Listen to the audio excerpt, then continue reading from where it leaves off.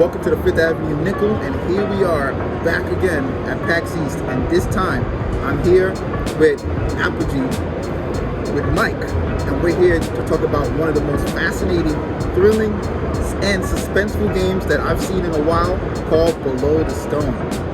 But why should I talk about it? I have an expert.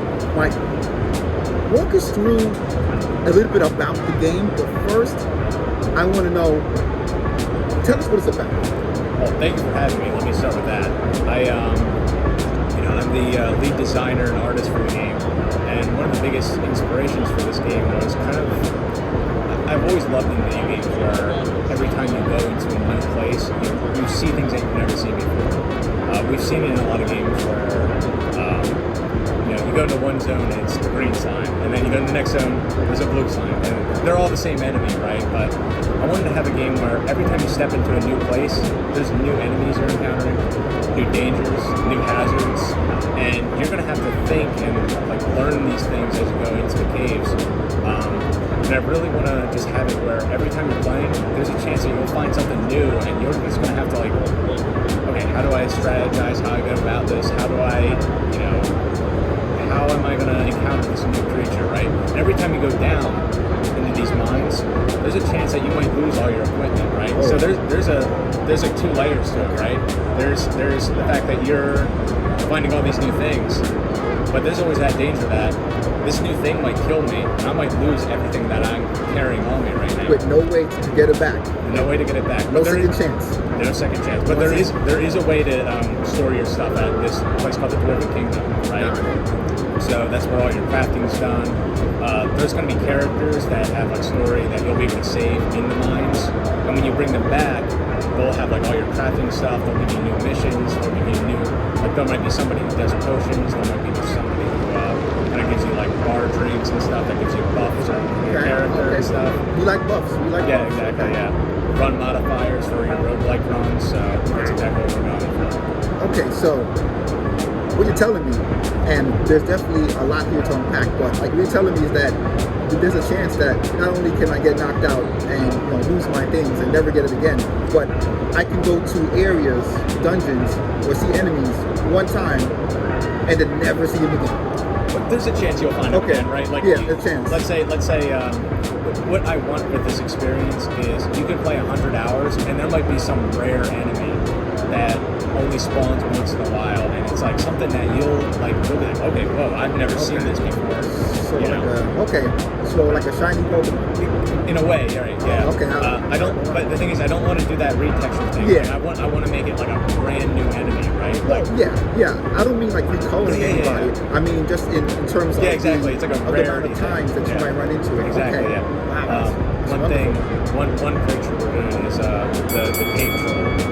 And the cave troll is one of these creatures where I remember playing World of Warcraft, and I remember being level 15 in this one zone, and they just throw a level 30 elite enemy at you out of nowhere, and it's slowly walking down this path, kind of lurking. Wow. And as a level 15, you're kind of whoa, what is this? I should probably get out of the way. Yeah. So I kind of want that with Below the Stone, where there's just things that you encounter, and you're whoa, I don't know if I can take this on. Maybe I should go around it, and I want things where maybe you get a rival, inside your head you get a rivalry for this cave troll, where maybe one run, you just happen to meet this thing, you messed with it, you got killed, and you're I really hate that thing, and I want to come back and try to kill it once I get my gear back and everything. So I really like how, honestly, it sounds rude or it sounds mean as a game developer, but I don't mind people smashing their keyboards once in a while. It shows you're invested in what's going on. Right, in a way. Yeah, right, because you wouldn't smash it if you didn't care. Exactly. Yeah. Don't smash your keyboards. Not saying anybody should smash their keyboard. Yes, you shouldn't, because definitely not cheap. A lot of these keyboards cost a lot of money. So this is alright. So we have big amount of variety in enemy types, in dungeon types, in which you can have in your inventory. I did get a chance to play for a little bit, and while I didn't play for too long, I was able to, with your help, thankfully, I was able to come across a ladle and a pickaxe And I want to know, the way that some of these things are being described, can we expect other things like drills, Yes. flamethrowers? Yes. Like how Absolutely. crazy does the weaponry get? And You the name- inventory. the You armor. exactly. You named like 2 weapons that are probably be my favorites coming up. So we're definitely going to have like automatic drills that are like mining through. Yeah, exactly. Exactly. Oh, Doing stuff like that. I like that. Flamethrowers, dynamite. I want to have sort of early guns for these dwarves. I mean, dwarves are pretty like technically advanced and stuff. Yeah. So I want to have like have a shotgun in the game that's going to be called the Cave Sweeper. That's going to be a like a little pump action shotgun that the dwarf has. So yeah, Nice. I definitely want to have that weapon variety, not just biome and enemy and all that. I want to have like weapon variety, some things that maybe you can only find in dungeon. With all of the inventory, all the items, I'm looking forward to some crazy combinations. But I gotta ask, right?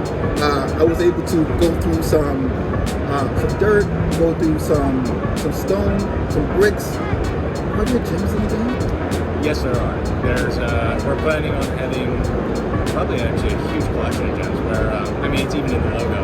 What we want to do is we want to actually make it so there's like gem combining systems where we can actually fuse gems into armor and actually do craft. Exactly. Yeah. And I really want to kind of have that system where you can combine 2 broken gems into like a refined gem, then 2 refined gems into like a pristine gem, and 2 pristine gems into like a perfect gem, right? And by doing that, you can like increase your critical strike, or increase your mining speed, or anything like that. So I like that, like great sapphires or perfect rubies. Exactly, and it makes it so like that gem, because you combine so many together, by the time you get to like a pristine one, you might have combined like 200 together. Oh, 200 like broken ones, right? It's like exponential. nice. So there'll be something where you'll combine all these gems together, and that might be like a really valuable thing to put in your armor.